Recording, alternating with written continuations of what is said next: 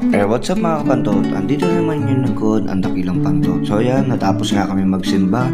Siyempre, naisipan kong malapit dito si Neneng B. Dito lang sa may Avenida. At ayan, pumila kami. Pero madami talagang tao, sobra. Talagang nagte-trending tong ma, ano ulam?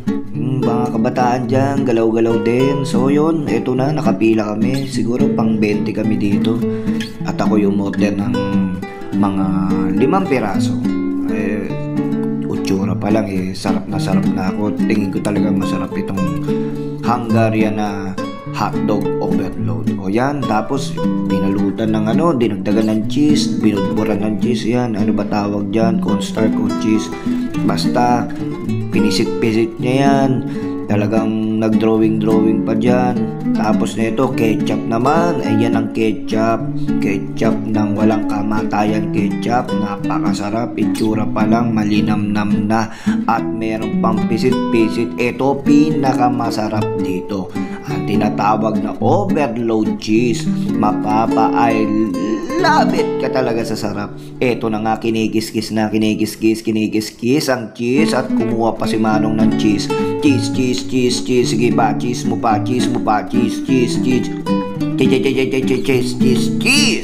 Ang overload na cheese. So yan, lahat yan, lalagyan niya yan. Kasi kami na yung pinakaunang bibili dito. Kasi nga, naabutan kami ng ubos.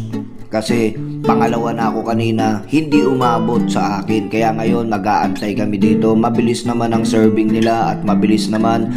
Pag natapos yan, sunod-sunod na mawawala yung mga tao.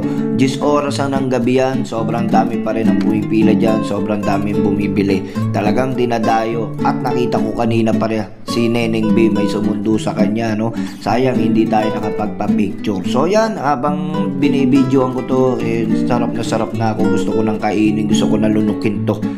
So ito, matatapos na at binibilisan na ni Kuya. Tinatapos na ang mga cheese. Ito na, binabalot niya na isa-isa.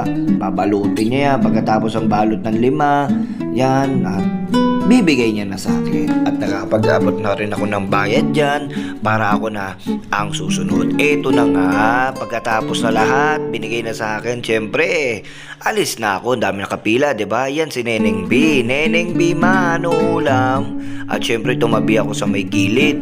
Titignan ko kasi kung talagang masarap to. Ito na nga, yan ang pinakamalapit na area. Salamat po!